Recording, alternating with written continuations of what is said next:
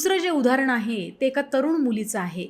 प्रीटॉकमध्ये ज्यावेळेला केस हिस्ट्री घेत होतो त्यावेळेला लक्षात आलं की या मुलीच्या मनात प्रचंड पुरुषद्वेष भरलेला आहे. तिला पुरुषांचा प्रचंड राग येतो आहे आणि याची तिला जाणीवही आहे. होणाऱ्या मानसिक त्रासातून लवकरात लवकर मुक्तता व्हावी यासाठी ती माझ्याशी मोकळेपणाने बोलत होती. बोलत असताना एक लक्षात आलं की या आयुष्यात अशी कोणतीही घटना घडलेली नाही ज्यामुळे तिच्या मनात पुरुषांविषयी राग उत्पन्न व्हावा. दुसऱ्या सेशनच्या माध्यमातून ज्या वेळेला गत आयुष्य समोर आलं त्यावेळेला या गोष्टीचं कारण ठळकपणे लक्षात आलं. गतजन्मामध्ये या मुलीनं स्वतःला जंगलामध्ये एका टोळीमध्ये सैन्यप्रमुखाच्या स्वरूपात स्वतःला पाहिलं. स्त्री असून देखील ती युद्ध कौशल्यामध्ये अतिशय निष्णात होती.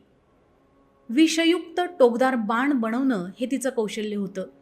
तिच्या या कौशल्याच्या बळावरच ज्या राजाच्या पदरी ती राज्य करत होती त्याचा दबदबा चहूकडे पसरलेला होता.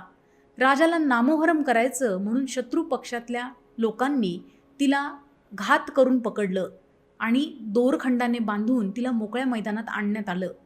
ज्यावेळेला तिला चहू बाजूंनी पुरुषांनी दोरांनी बांधून पकडलेलं होतं त्यावेळेला तिच्या मनाला प्रचंड यातना होत होत्या. आपण पकडलो गेलो आहोत याहीपेक्षा यातना दुसऱ्या गोष्टीची होती.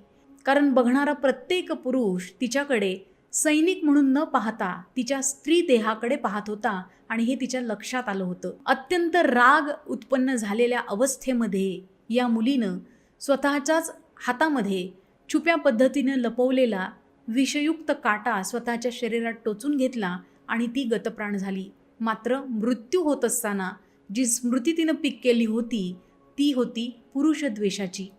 सेशनच्या शेवटच्या टप्प्यामध्ये ज्या ज्या पुरुषांनी तिला बांधलेलं होतं त्या पुरुषांचे चेहरे तिनं या जन्मात ज्या ज्या लोकांनी तिला त्रास दिला त्यांच्या चेहऱ्यामध्ये परावर्तित झाले आणि जी स्मृतींची गाठ ती घेऊन आली होती ती गाठ सुटली.